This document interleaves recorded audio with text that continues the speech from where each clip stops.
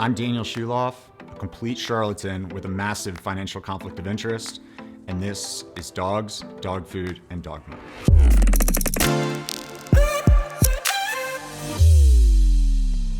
Today's episode is the first part of a two-part series in which we're going to examine the scientific record surrounding the topic of protein consumption.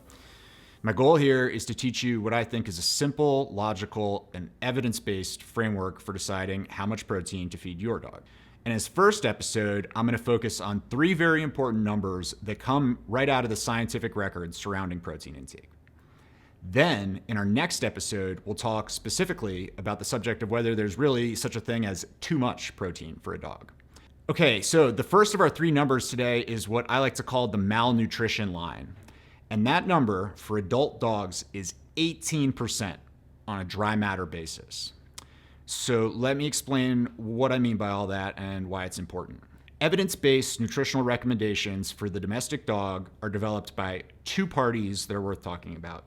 The first is AAFCO, the Association of American Feed Control Officials, a private organization that essentially controls how pet food is regulated in the US. The other is the National Research Council of the National Academies of Arts and Sciences. And this is a group of scientists who get together and produce a wonderful research compendium that gets updated from time to time to ensure that all the new nutritional science that's been published since the last version gets taken into account and gets incorporated into its recommendations. Both of these organizations have produced comprehensive nutritional guidelines for dogs. So both have looked at the science of canine protein consumption and made judgments regarding the scientific record, and their respective recommendations are pretty consistent with one another, which is a good thing. It's what you'd want two different groups of scientists to find. But I'm going to focus on AAFCO because they express their guidelines and recommendations in the percentage-based numbers that we're all used to seeing on the back of a bag of pet food. NRC expresses things a bit differently, so it's harder to put their guidelines into practice when you're shopping. When it comes to nutritional recommendations for adult dogs, AAFCO tells consumers two things. The first is the minimum requirement of any specific nutrient, and the second is the maximum amount of that nutrient that can safely be consumed by a dog. And when it comes to total protein, their recommendations are pretty straightforward. The dry matter minimum protein content for an adult dog is 18% on a dry matter basis. So if you want to sell a complete and balanced dog food in the United States, the dry matter of the product needs to be at least 18% protein.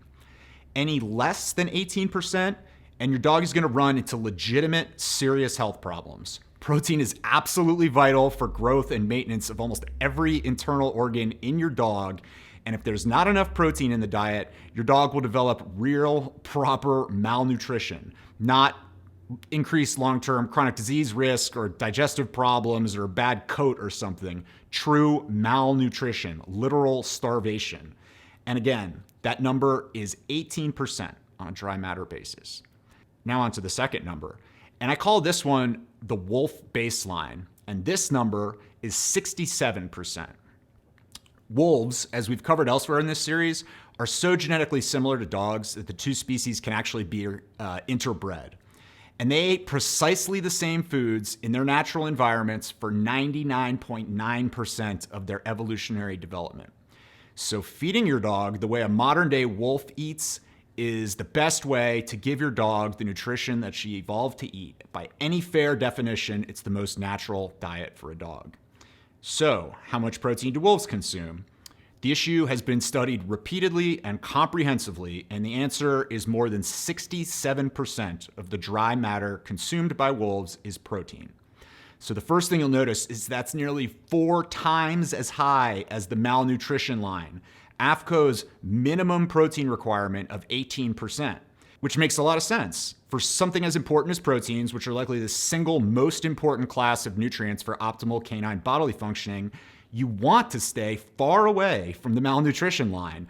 So it's not at all surprising that the wolf baseline is as high as 67%. And again, note that this is just a baseline, like an average. This is not a cherry-picked data point for the maximum amount of protein ever consumed by a wolf. This is the average amount.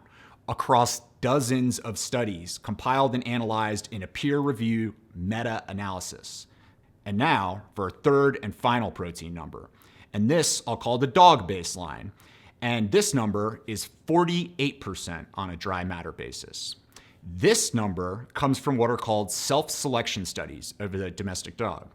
What happens in those studies is this: a group of dogs are given the opportunity to eat however much they want of all the various macronutrients, carbs, fat, protein. And these studies consistently show the same thing, that when given the choice, dogs want to consume, number one, almost zero carbohydrate, and number two, at least 48% of their dry matter diet as protein. And as time passes from their last meal, they actually want to consume even more than that. And like with wolves, remember, that's just a baseline average for a dog. It's not some cherry-picked maximum. So, to recap, 3 numbers all referring to dry matter basis nutrition, just like you'll see on the back of a bag of dog food. There's the malnutrition line, which is 18% on a dry matter basis.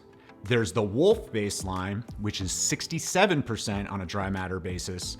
And then there's the domestic dog baseline, which is 48% on a dry matter basis. Now, what do we make of all this? We'll tackle that subject in part 2. I'm Daniel Schulof, a complete charlatan with a massive financial conflict of interest. Thanks for watching.